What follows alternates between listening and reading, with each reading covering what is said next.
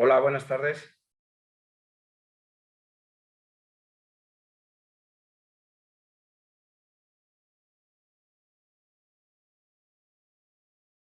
Hola, buenas tardes. ¿Cómo está? Bien, bien, ya aquí lista para el inicio de la sesión. Va, gracias. Esperaremos unos 5 minutos y quien llegó, llegó y quien no, pues bueno, se irá integrando. ¿Estamos de acuerdo? Ok, perfecto, claro. Gracias. De nada.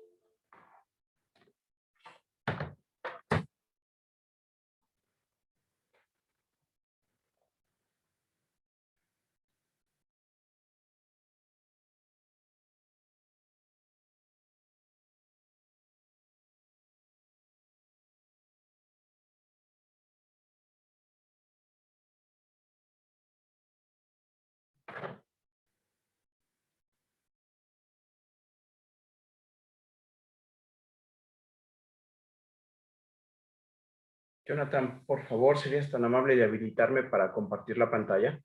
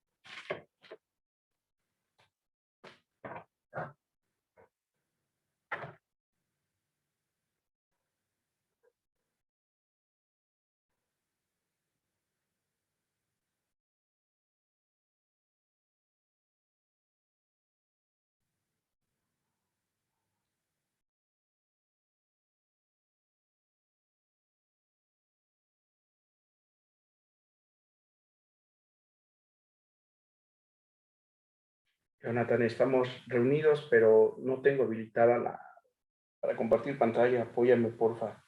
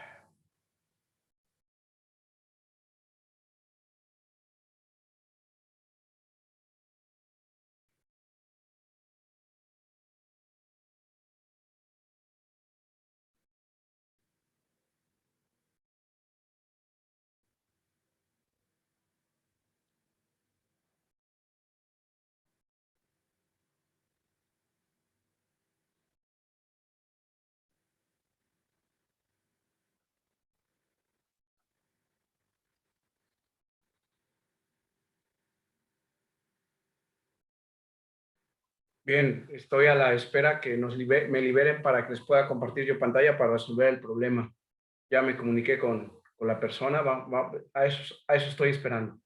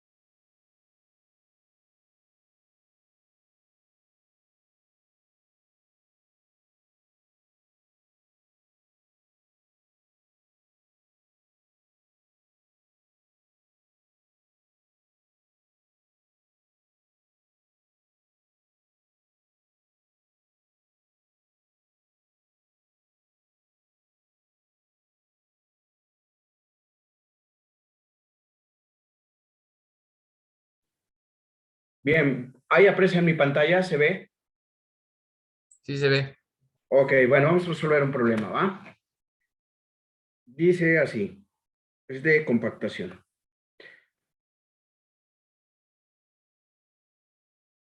Con la finalidad de hacer una obra de protección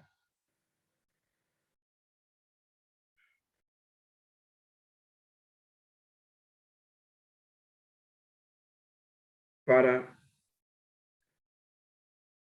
el desbordamiento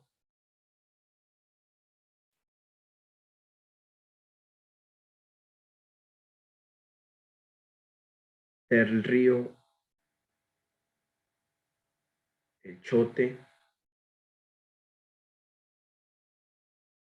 ubicado en la zona norte del estado de Veracruz,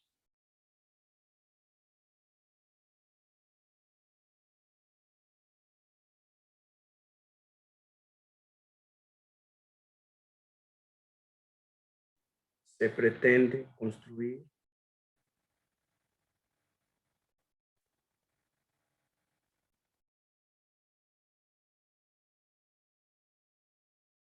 un bordo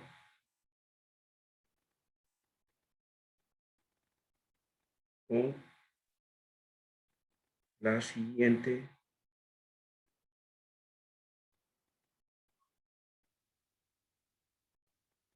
geometría.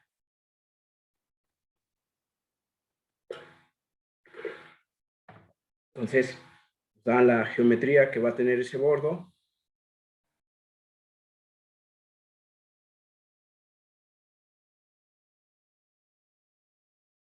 La siguiente, una altura de 3 metros.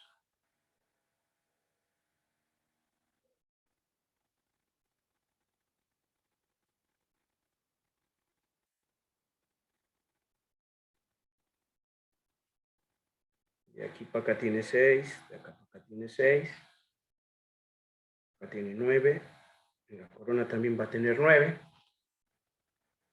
Son las características geométricas que tiene, y va a tener un largo, lo vemos en tercera dimensión, de 10 kilómetros. ¿Sí? Entonces, un bordo no es más que un terraplén. Y esas son las características. Pues, construir un bordo con la siguiente geometría y características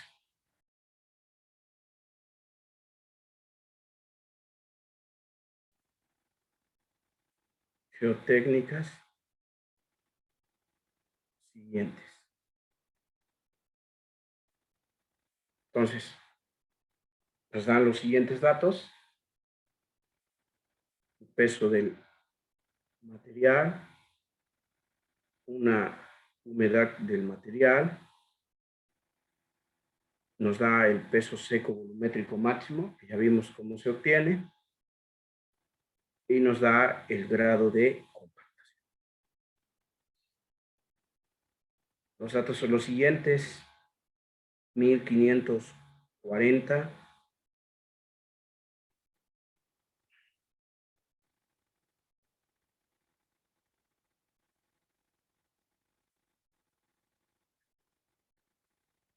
kilogramos por metro cúbico, peso del la humedad del material del 14%,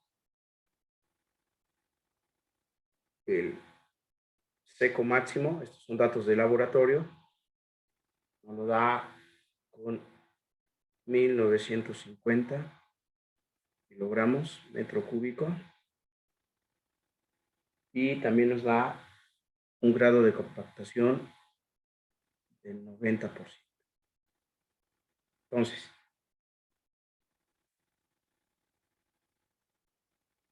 nos pide, ¿quieren copiar?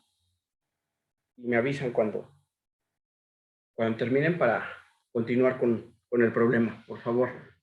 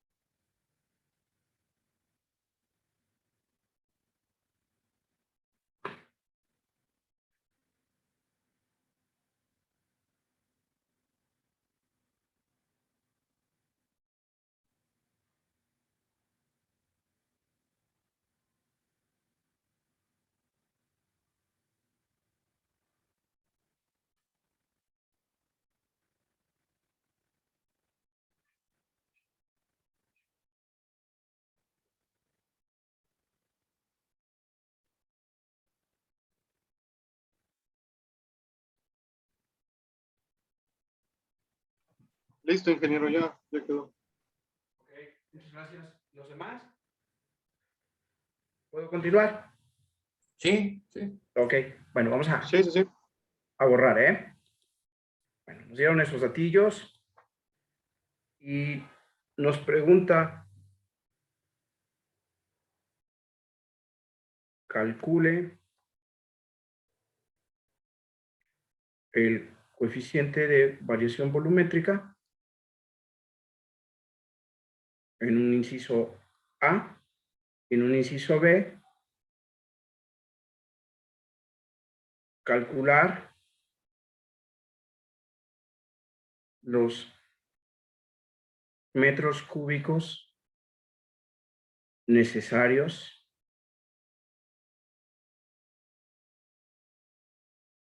para construir el bordo con el grado de compactación indicado.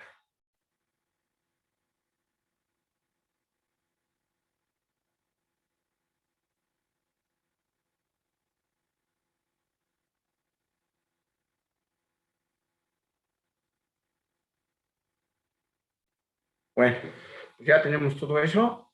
Vamos a proceder a resolverlo. Si gustan copiar los incisos ya para empezar a desarrollar la solución.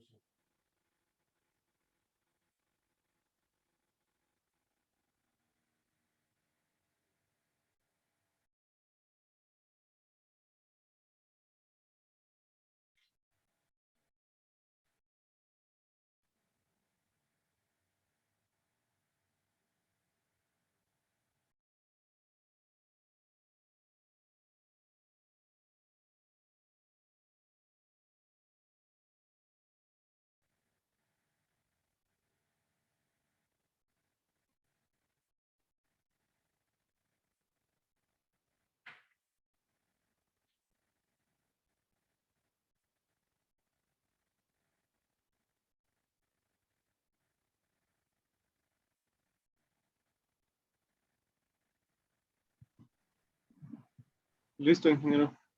Ok, vamos para adelante entonces.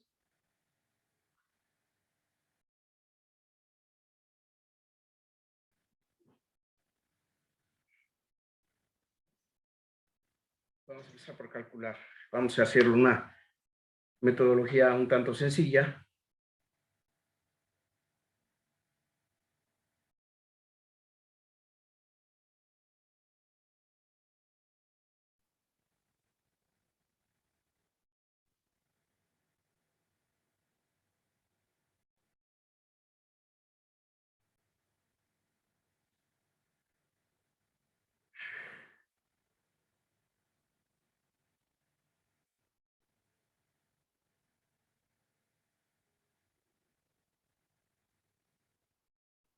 Bien. Lo primero que vamos a definir es el volumen de material a utilizar. Voy a borrarles. Y eso, pues es geometría es usar la geometría de las figuras que bueno, todos conocemos, ¿no? Que es lo que nos atañe. Voy a hacerles nuevamente el dibujo, nomás como nos sirva como una referencia de lo que queremos hacer.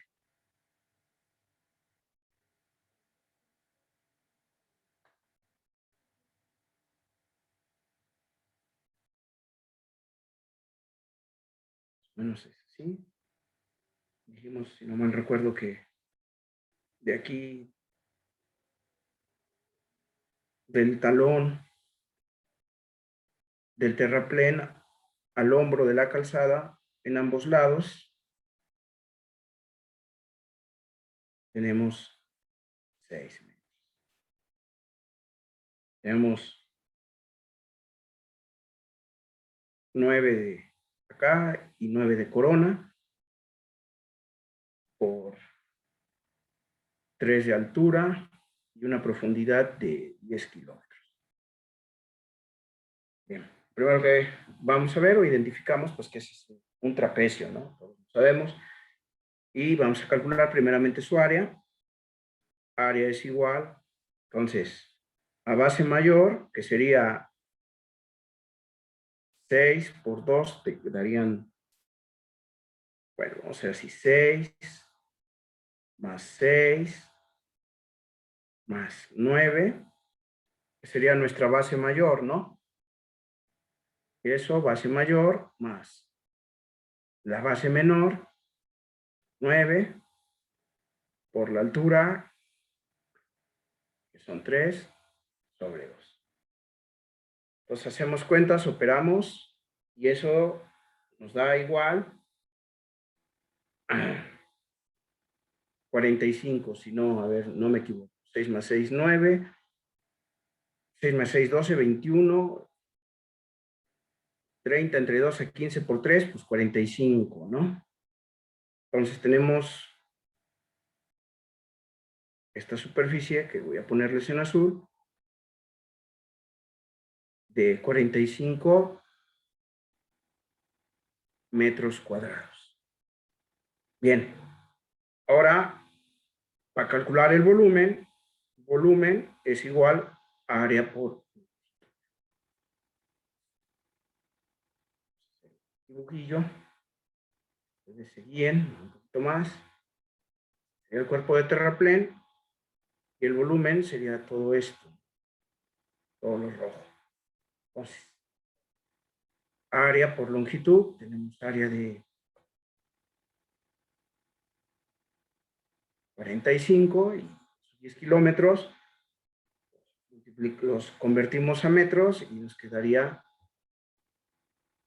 10,000. Entonces 45 por 10,000 nos da un total de 400,000 metros cúbicos. Entonces, ya tenemos el volumen. ¿Ok? Bien. De ahí vamos a calcular el peso del material colocado. Y eso sería la humedad del material. ¿Sí? De acuerdo a los datos que nos dieron, tenemos un máximo de 1540. Estas ya son fórmulas definidas. Nacen de las relaciones volumétricas y gravimétricas. Veamos, lo voy a poner la fórmula para que la aprecien mejor. Sería el peso del material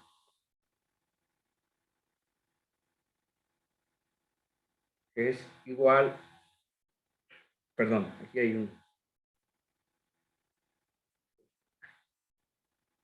el peso seco ya colocado en el lugar. La D es de dry, ya saben que dry en inglés es seco, ¿no? Peso seco colocado en el material es igual a la humedad del material entre 1 más la humedad. Alguna vez, Luis, por ahí me preguntaste, ¿no? Entonces, estas fórmulas salen de deducir lo que conocemos nosotros como relaciones gravimétricas y volumétricas. Un proceso no difícil, pero nos haría perder el tiempo y no es objetivo de esto. El objetivo es calcular otras cosas. Entonces, de ahí sale esa fórmula. Entonces, tenemos el peso del material, que nos lo da como dato, que es el peso del material del laboratorio, el máximo, que es 1540. El máximo, recuerden que lo obtenemos en laboratorio, entre 1 más la humedad del problema, que es el 14%, entonces más, está en porcentaje y lo pasamos a decimales, pues, ¿no? Entonces, al operar, si quieren ir revisando las cuentas, yo puede que me equivoque, obtengo 1350.87 kilogramos por metro cúbico. Bueno, ¿para qué nos va a servir esto? Nos va a servir para calcular algo que todos lo conocen ya y lo han tratado alguna vez, que es el coeficiente de variación volumétrica. ¿Qué es ese coeficiente de variación volumétrica? Bueno, les voy a poner un ejemplo muy sencillo. Y a la vez que les voy a poner un ejemplo muy sencillo, también les comento que, bueno, temas ya constructivos o en la práctica profesional también lo conocen como el abundamiento. Y ya hay tablas, ¿no? Que las arcillas abundan el 1.30, que los limos en no sé qué tanto, el 1.15. Y a veces en el campo, por cuestiones prácticas, tomamos, o cuando se está haciendo una licitación, por cuestiones prácticas, tomamos esos valores. Y a veces ya en la vida real no nos dan. ¿Por qué? Porque esos valores de 1.30 a 1.15 son valores tomados de las experiencias de las personas. Pero no todos los materiales son iguales, ni todos los materiales tienen la misma edad. Y puede haber variaciones. No quiere decir que esté mal. Como para tener una idea aproximada va. Pero finalmente, cuando ya nos agarramos a cálculos serios, pues entonces hay que tomar en cuenta lo que arroje nuestro laboratorio, ¿no? Y vamos a ver qué es el coeficiente de variación volumétrica. Siempre yo estoy jugando con cubos.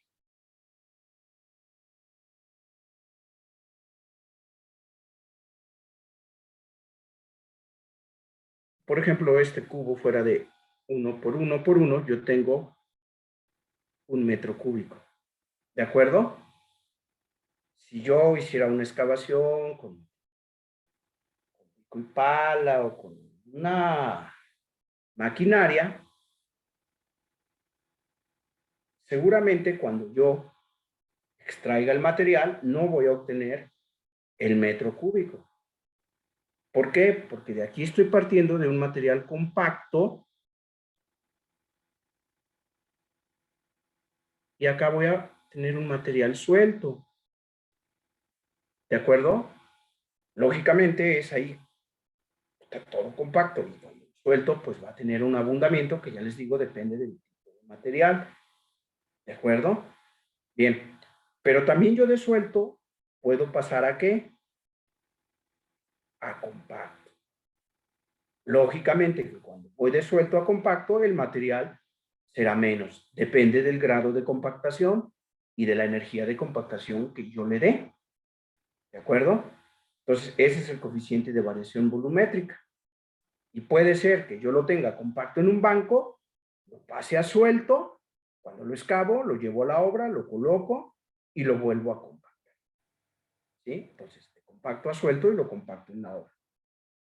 Ese coeficiente de variación volumétrica se calcula con la siguiente fórmula.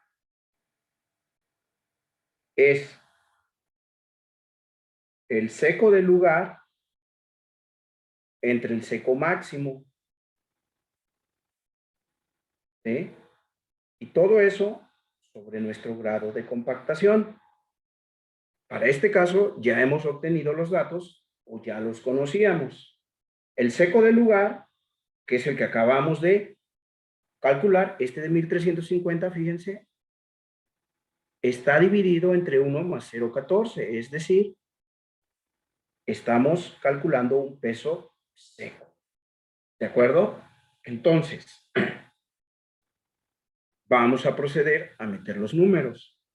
Ya conocemos el seco del lugar, que es lo que obtuvimos, 1350.80. Ese entre, fíjense, el seco volumétrico máximo del laboratorio. Por eso yo les decía, hace algunas clases, hace un tiempo o al inicio del curso, que la compactación es la comparación de las humedades del lugar contra quién, contra el laboratorio.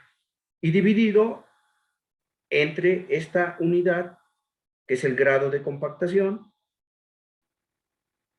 que nos lo están dando con un valor de 0,90. ¿Sí? El grado de compactación, pues, aquí pues pusimos ese, ¿no? Es un ejemplo pedagógico, ¿no? Si así lo quieren ver. Pero sabemos que hay grados de compactación del 95 y un día ya vimos que puede haber grados de mayores de compactación del 100, pero que no es recomendable, ¿no? Bueno, entonces, una vez que calculamos o le metemos mano a los números, nos da un valor de, a mí me dio esto. Puede que,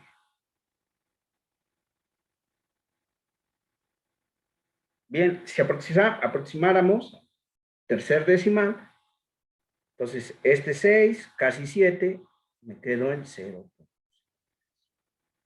Obsérvese que en un análisis dimensional, este con este se va y el de abajo es adimensional, el grado de compactación es adimensional. Por lo tanto, el coeficiente de variación volumétrica vamos a considerarlo de esa manera y ya le daremos una interpretación que ahorita van a ver. Les dejo tantito la pantalla para que copien y cuando terminen me hacen el favor y podamos continuar para terminar nuestro problema.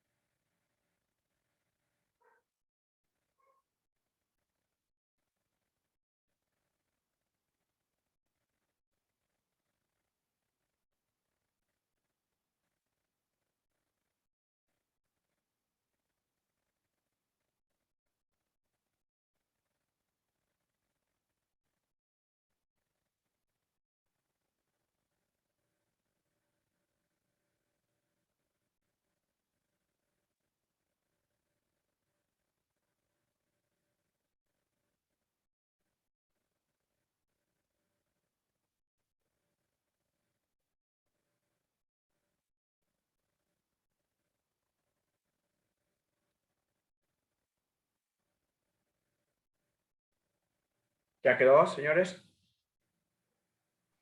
Ya quedó. Bien, voy a borrar solamente una parte porque hay una parte que nos hace falta, ¿no? Bien. Acuérdense de los datos.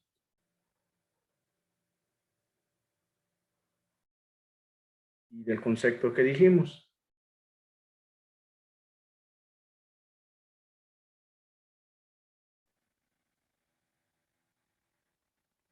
Bien, ¿qué quiere decir lo que acabamos de obtener?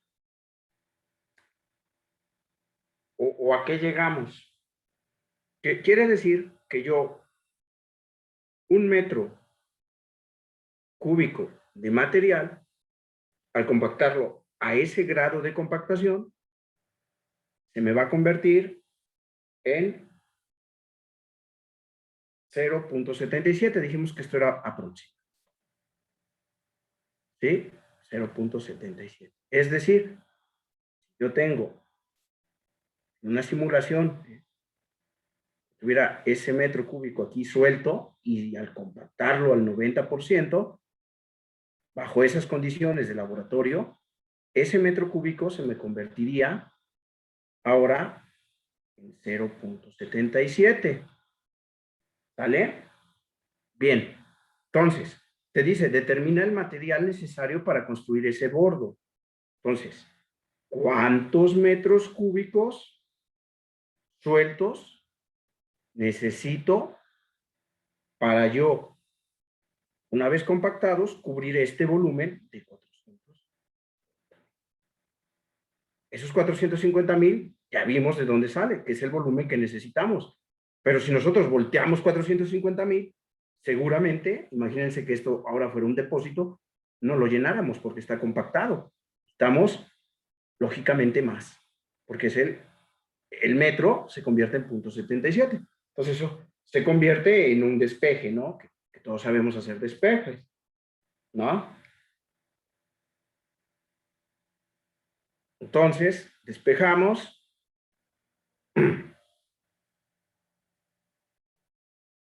Y una vez despejado, pues obtenemos un valor de 584,415.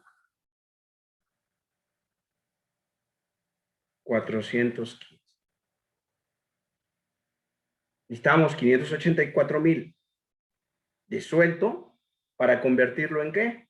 En 450. Entonces, de eso se trata el problema de la compactación, ¿no?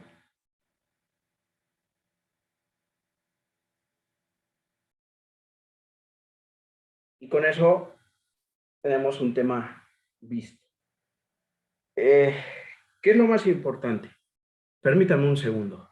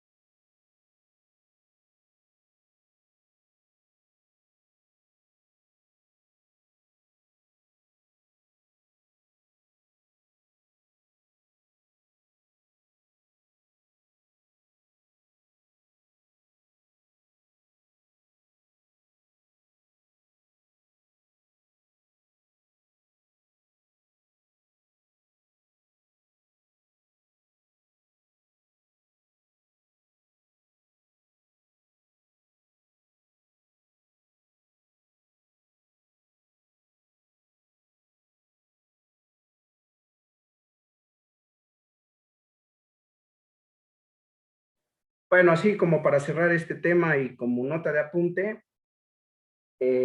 yo les sugiero, les digo, porque ya pasó un día, unos chavos agarraron unos libros de maquinaria del UNAM y ya ahí viene los coeficientes, ¿no? Y un problema similar lo resolvieron, dijeron, nos da diferentes volúmenes, ingeniero. ¿Por qué? Bueno, porque seguramente, y se los paso a ustedes, también en la vida real puede pasar, que ya les digo, a veces pues, necesitamos hacer cálculos, no sé, resolver, y resolvemos desde esa manera, ¿no? Vete a la tabla.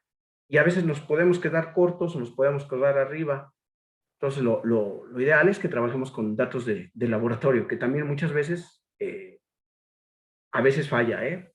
¿Por qué? Porque ya se los he dicho, las pruebas de laboratorio pues están sujetas a la operación de un ser humano y un ser humano se puede equivocar o puede lapiciar la prueba.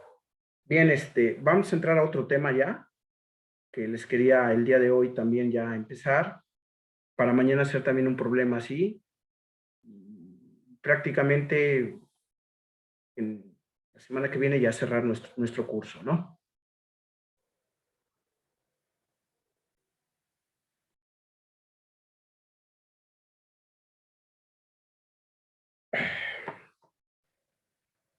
Bien, el siguiente tema es un tema un poco extenso, pero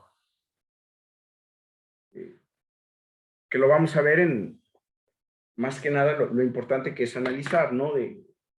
Del por qué, cuál es el objetivo o los objetivos de construir un muro de contención.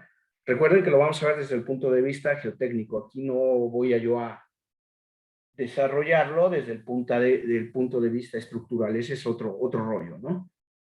Nosotros lo vamos a ver desde un punto de vista geotécnico. Y vamos a analizar la estabilidad. Y veremos qué soluciones podemos tener, pero les digo, desde el punto de vista geotécnico, punto de vista estructural, pues ya es otro tema, ¿no? El armado, eso es un tema que, bueno, ya en sus partes estructuras tal vez lo toquen, desconozco, pero hablar de muros es bastante amplio, aquí lo veremos de una manera de acuerdo a cumplir con las competencias que nos marca nuestro programa, que es lo que se trata este curso, de darles a ustedes las competencias mediante los temas expuestos, los objetivos desde un principio y ahí echarle números y razonarlos.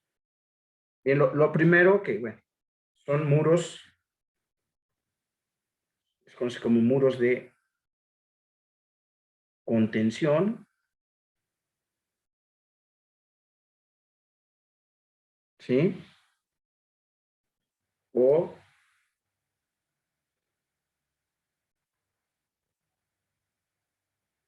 gravedad. El principio es muy fácil, ya les digo, nosotros vamos a ver desde un punto de vista simplista y mecanicista. No es así, tal vez en la realidad habrá que ver otras alternativas o factores, pero desde el punto de vista geotécnico es lo importante. Bien, un muro de gravedad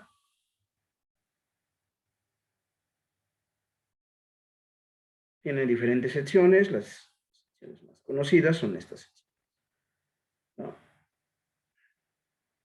Yo ahí lo descompuse en dos figuras, un rectángulo y un triángulo rectángulo.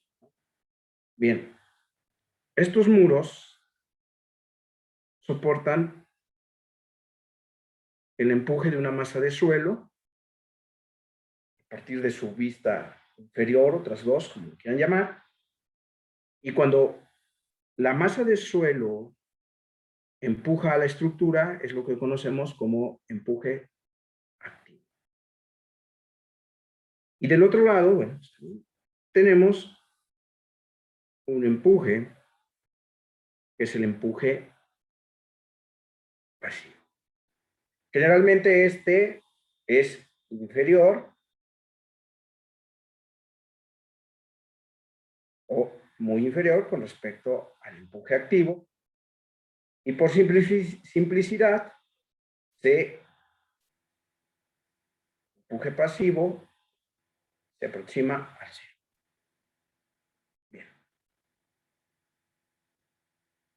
ahí, hiciéramos, así como hacíamos en física básica, diagrama de cuerpo libre, seguramente lo que observaríamos sería lo siguiente.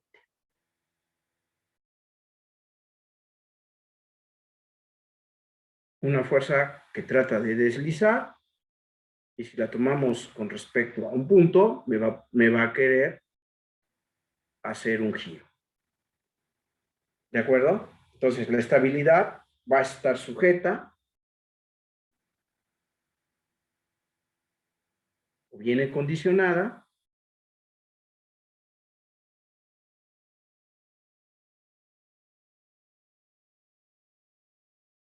por dos factores. Deslizamiento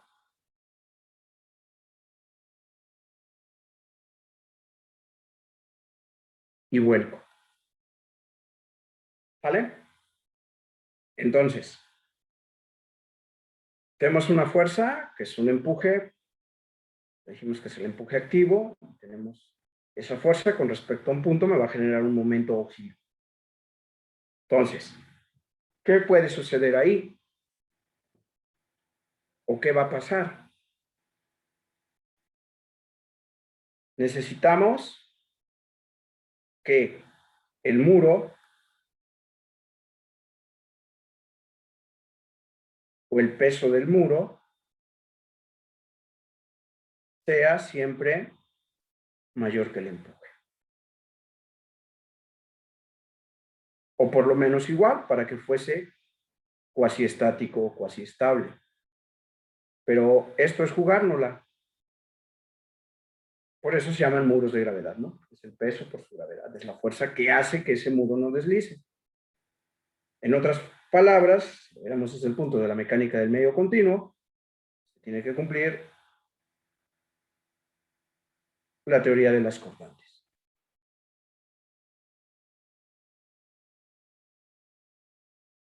Contra el peso, ¿no? Es decir, si yo valiera 10, forzosamente debe valer 10. Entonces van a decir, no, pero yo siempre he sabido que si tengo 10 acá, necesito 10 por acá para que se equilibre. Es cierto, pero también si yo jalo con 10 para abajo, aunque esta tenga 10, estas dos se anulan. Y es lo que pasa. Es otra forma de verlo. ¿De acuerdo? ¿Quieren? Les dejo tantito la pantalla ahí para que copien esa parte y ustedes me avisen en cuanto podamos continuar.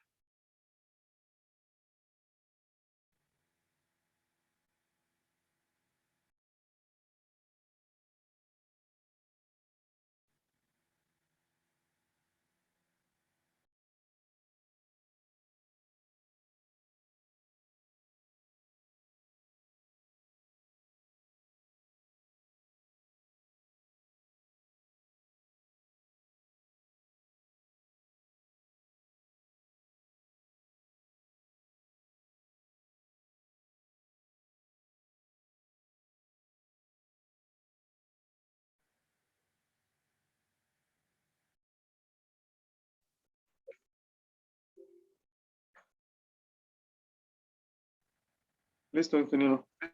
Ok. Bien, hay diferentes tipologías de muro desde el punto de vista de los materiales. Entonces, esos pueden ser, voy a borrar, vamos a poner un poquito, ya conocimos cómo funciona, así, muy basicón, y de lo que se trata, ¿no?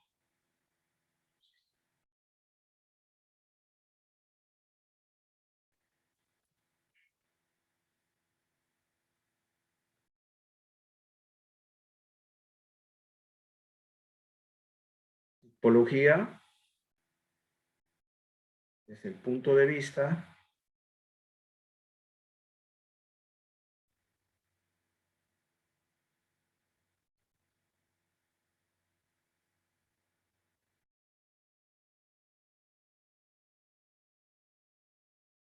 de los materiales. Bien,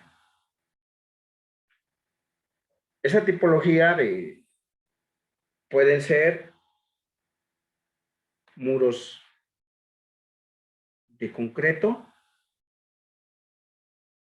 y esto pueden ser que se hagan in situ o con algunas nuevas tecnologías como la, no sé si lo escribo correcto, tilt-up, que ya son prefabricados. Muros de mampostería, ¿sí? También conocido como concreto ciclópeo. Parece que el concreto ciclópeo es aquel pues, que es a base de un mortero y de roca, ¿no? Entonces, también pueden ser, desde el punto de vista de muros con gaviones. Ahí tengo unas imágenes de algún trabajo que hicimos hace como 2 años, cómo funciona esto de los gaviones.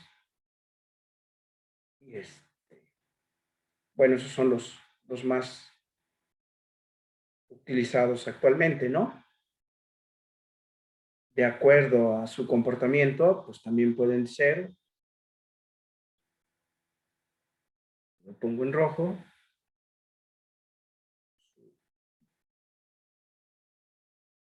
comportamiento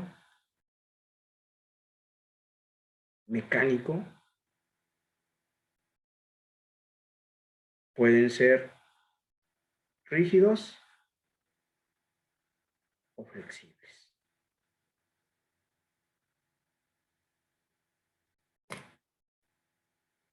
Entonces, si quieren ustedes copiarle,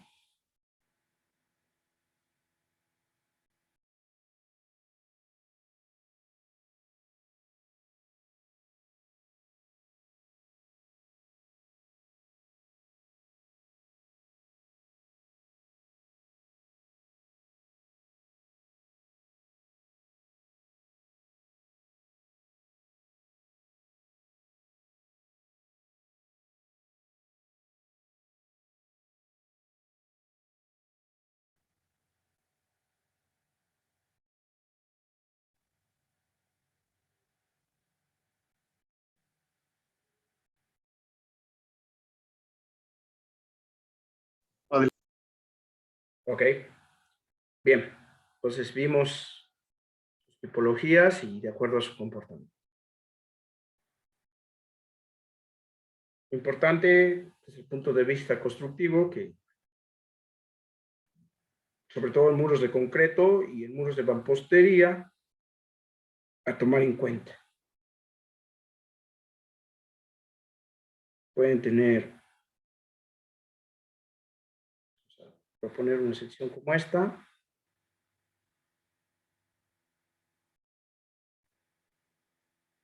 He visto y ha pasado que los muros se fracturan.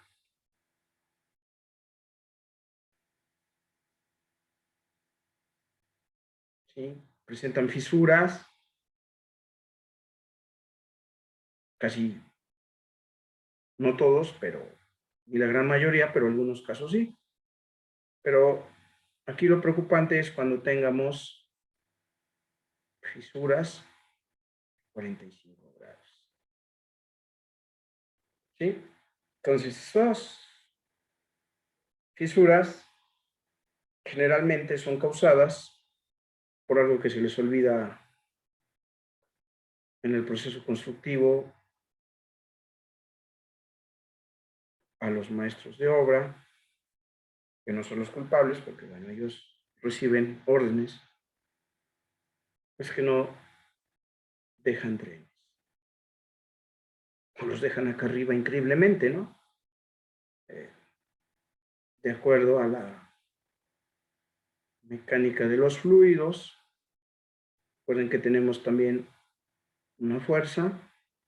Recuerden que el suelo que tengamos acá no necesariamente, ya sabemos que la geotecnia siempre es el estudio de los suelos parcialmente húmedos, lo vimos al principio del curso, y vamos a suponer que el relleno llegaba por aquí, pues, todos los lugares saben que llueve o que vamos a tener filtraciones de agua, ¿no? Remotas, y que este empuje es debido a esa presión de poro o a ese contenido de agua en el suelo. La mecánica de los fluidos nos llama a una fuerza que es el empuje, que es la suma de todas esas presiones y que actúa siempre al tercio de la altura. Me refiero a la altura del relleno. Entonces, si tú no le das salida a ese, al agua o ese fluido, pues esto te causa una sobrecarga que inmediatamente se ve reflejado en unas fisuras y en una falla de tubo. Observen ustedes en las autopistas siempre, esa es la causa de que exista esto, esos drenes, ¿no? Que comúnmente los llamamos, pero no solamente es hacerle los drenes, hay que darles muchas veces un mantenimiento a esos drenes para que siempre estén filtrando y deben llevar un material que cumpla con la normativa SST y no sé qué. Pero muchas veces eso no basta. Es conveniente hacer contracunetas y sembrar aquí árboles. Disculpen el dibujillo. Entonces, ¿por qué árboles? Para que no caiga el agua directamente y no te erosione y te formen tus redes o tus cárcavas, ¿no? De flujo de agua.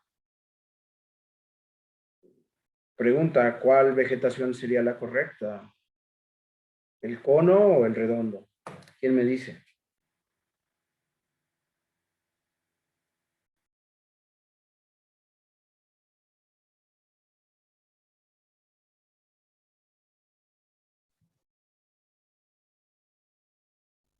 Redondo, ¿no?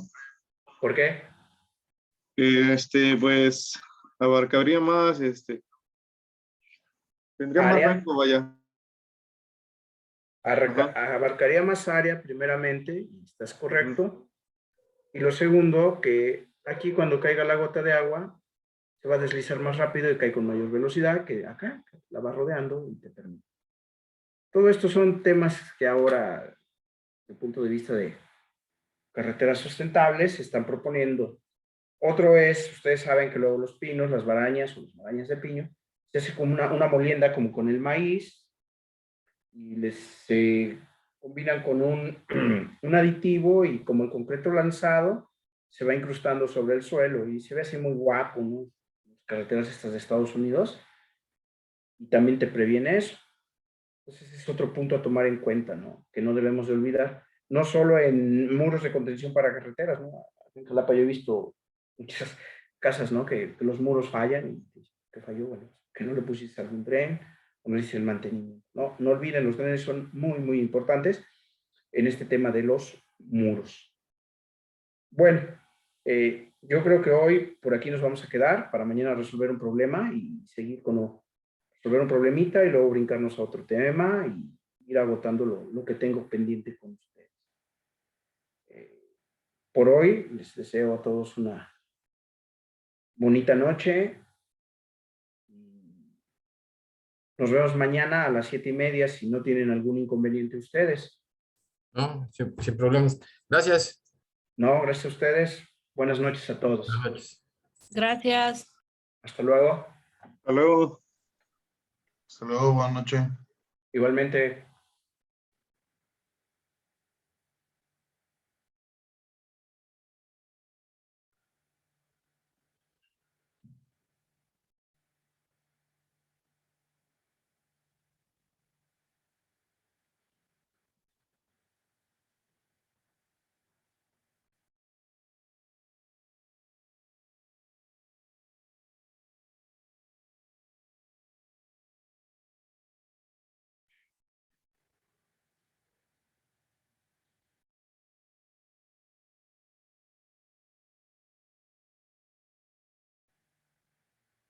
Listo, mi buen Jonathan.